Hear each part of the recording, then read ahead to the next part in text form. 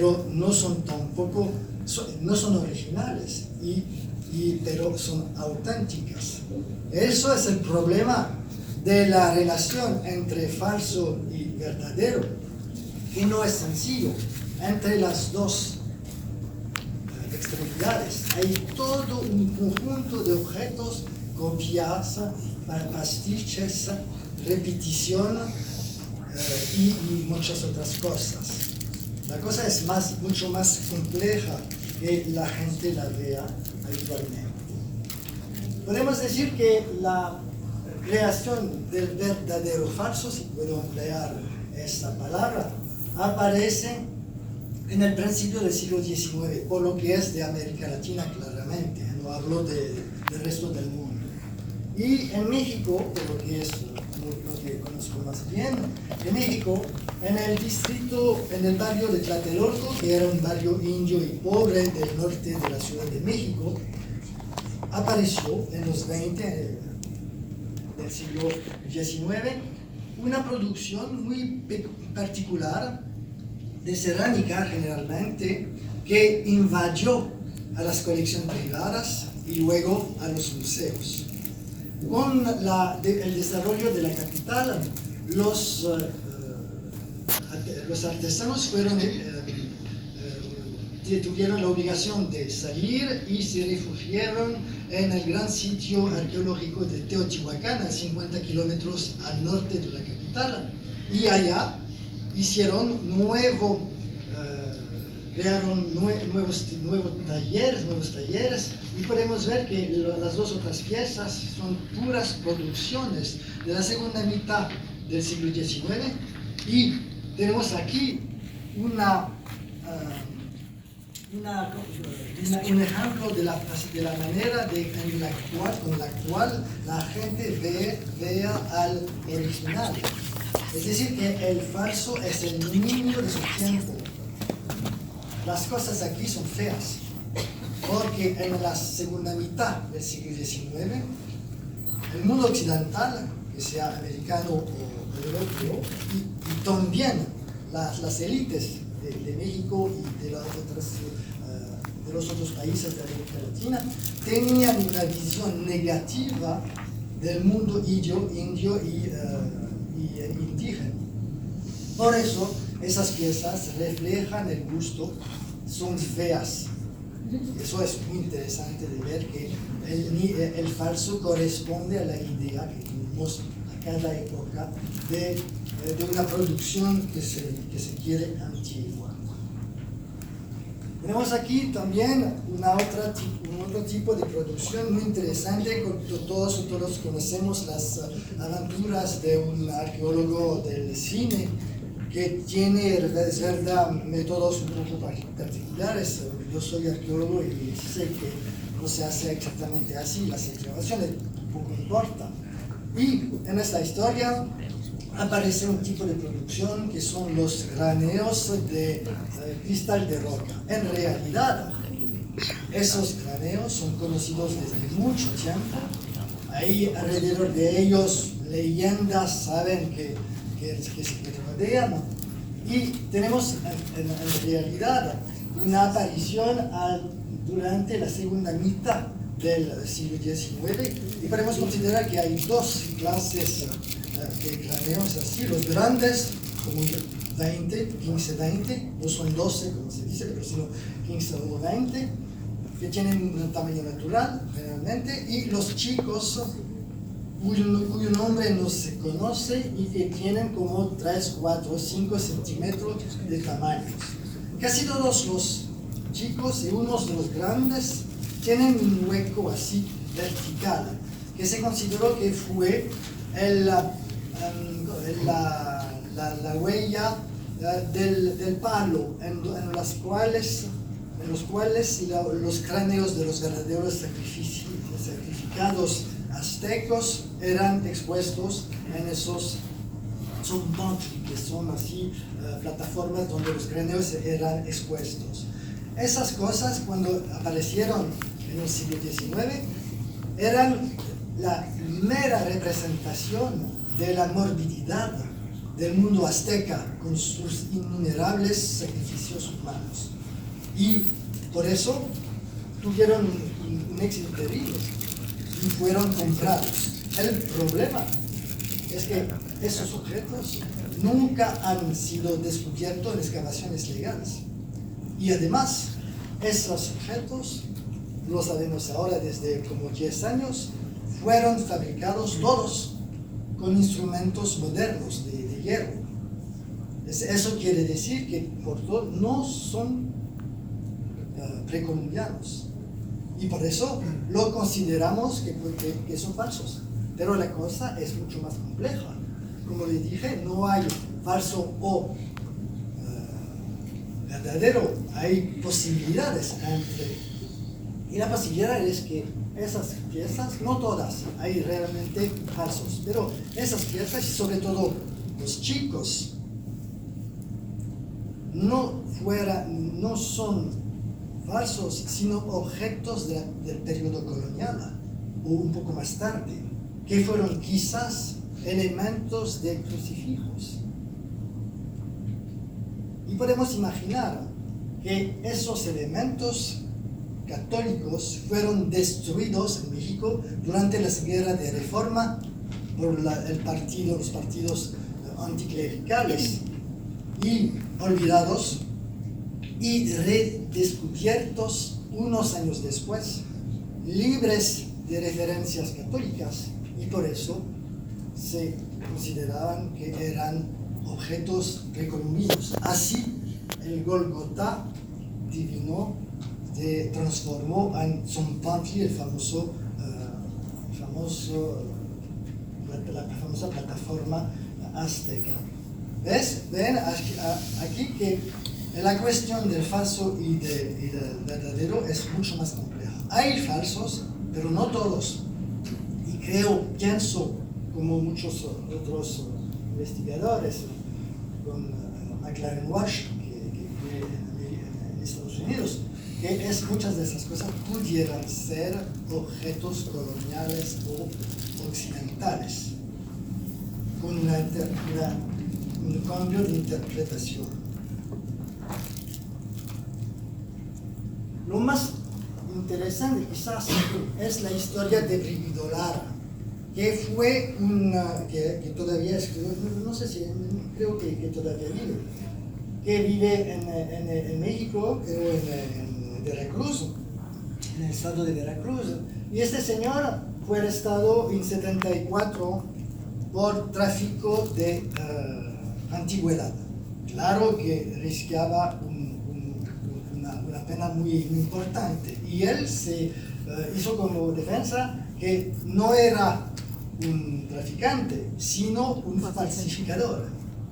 Y en su prisión pidió la permisión de hacer nuevas piezas y las hizo, como Bernard Joren en Francia, en Europa al salir de la Segunda Guerra Mundial. Él, en los 70, hizo piezas y, claro, vaciló la pena maximal por este crimen de saqueo.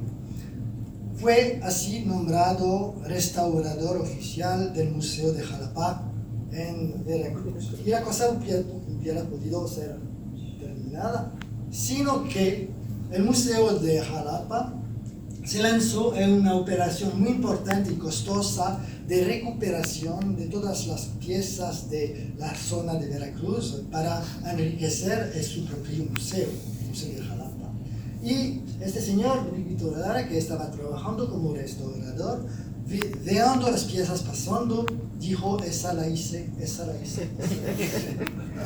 Hizo quizás más de 3.000 piezas. Se imagina el escándalo que levantó, sobre todo en América del Norte, donde muchos museos habían comprado piezas. Y podemos pensar que el estilo Veracruz quizás es, no totalmente, pero por buena parte una invención. Eso es una pieza original, eso es una creación famosa que todavía está en el Museo de Estados Unidos, una creación maravillosa de Brigido Lara. En realidad, la cosa que me interesa más en el mundo de las falsificaciones precolombinas es el caso de las urnas zapotecas. He pasado mi doctorado sobre este caso de las urnas zapotecas, verdaderas y falsas. De hecho, hice un doctorado que 10 personas en el mundo leyeron, como es normal. Y pude así establecer una historia de la evolución del falso zapoteco. Esas son las verdaderas, es decir, que las urnas zapotecas son vasos con la efigie que están nombradas urnas, pero en realidad nunca se ha encontrado cenizas adentro y que no son siempre funerarias porque encontramos en las excavaciones afuera, esas piezas afuera de tumbas. Son piezas así muy conocidas y cuando la civilización zapoteca fue descubierta al fin del siglo XIX con la construcción del ferrocarril que iba de México hasta Oaxaca, en el sur del país, con el saqueo se encontró muchas de esas piezas y por eso los coleccionistas que sean locales, mexicanos o europeos se interesaron mucho a esas piezas. Y cuando hay una demanda, una pedida superior a la oferta, ¿qué pasó? Una producción de falso, porque el falso es esencialmente económico, principalmente económico. Esas son las piezas de excavaciones que se ve con su evolución estética y técnica, y aquí podemos ver la evolución de los falsos en el mundo. El esquema que presento me permite de probar que la falsificación de del arte zapoteco, de las urnas zapotecos, ocurrió entre un periodo de 30 años, es decir, entre el principio del siglo XX y el fin de los años 20. Durante 30 años hubo una ola muy importante de falsos con un apogeo en los años 20. En esa época podemos considerar que entre 1920 y 1930, 2/3 de las piezas entrando en los museos europeos o americanos fueron falsos. De las 4.000 urnas que conocemos en el mundo, en las colecciones públicas, puedo afirmar que el quinto, quizás el cuarto, es falso. Es muy interesante, claro. No cuando lo hice, yo sé que unos mercantes de arte no tenían una idea tan positiva de como el falso es el hijo de su tiempo, sabemos y vemos que la evolución de esas piezas falsas siguió la evolución de la idea de las piezas originales y sobre todo de las modas. Eso explica por qué las piezas más antiguas de los falsos, es decir, del principio del siglo XIX, tienen un estilo un poco art nouveau. Vemos así, por ejemplo, a la izquierda, el estilo la variedad que llamo Napoleón, entenderán por qué. Y también hay otras así variedades. Puedo considerar que 23 variedades agrupadas dentro de 11 estilos existen, cada uno con su propio estilo y evolución. Por ejemplo, durante el apogeo del estilo de los falsos en los 20, vimos algunas piezas de una calidad muy importante, muy grande, de una técnica superior a lo que se hizo en los periodos precolombianos. Y, por ejemplo, puedo señalar el estilo felino murciélago, porque lo llamarlo así, o bien el estilo garzón, que podríamos también llamar Lulu, la famosa Louise Brooks, que tenía la famosa, ¿cómo se dice? Sí, sí, eso, así. Y eso es una visión puramente art déco. Sin embargo, las piezas más numerosas del mundo de la falsificación zapoteca fueron los famosos acompañantes, por decenas y decenas y decenas, centenas. Piezas de este tipo fueron producidas siempre iguales, así, representando un estilo no muy alejado de la realidad, porque esta realidad no se conocía. En realidad, las excavaciones van a empezar en 1931, es decir, que antes no se conocía casi nada del mundo zapoteco, y esas falsificaciones son puras invenciones. Eso es interesante. Invenciones siguiendo la moda y la idea que teníamos de lo que pensábamos del original. Lo que pasó es que el crack bolsero de 1929 no solamente hundió a las economías, pero también al mercado del arte y a las famosas urnas zapotecas que tanto dinero valían, no valían después nada. Y por eso se paró esa producción. Sin embargo, y no me di cuenta al principio cuando estudié esas piezas, podemos pensar que en los 50 hubo una nueva ola de producción de falsos. Aparecen estas piezas de este tipo, bien redonda, con los tipos estéticos diferentes, con informaciones reales que vienen de las excavaciones, que ahora ya conocemos bien esa civilización. Pero esas piezas nunca fueron descubiertas en excavación, y son muchas ahora.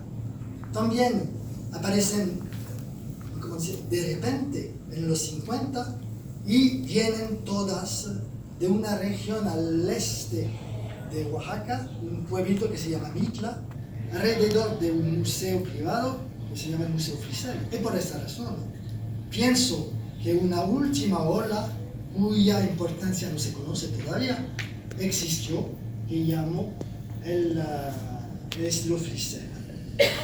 No estoy seguro de la existencia real de esa nueva, poco importa que sean verdadera o falsas esa última pieza. Tenemos que pensar y saber que el falso no es un crimen espantoso, es antes de todo el resultado de la evolución de nuestra visión occidental hacia el mundo, un mundo indígena y antiguo. Y no voy a compartir por fin, voy a acabar con eso, la reacción del famoso Leopoldo Batres, que es el gran restaurador de la pirámide de Teotihuacán, que fue también director de las antigüedades mexicanas en el fin del siglo XIX, durante el periodo porfiriano. Este señor escribió que casi todos estos hombres dedicados a toda industria fueron alcohólicos y pasan su tiempo en las tabernas. Quizás no eran sobrios, pero seguramente eran valiosos y tenían talentos. Muchas gracias para su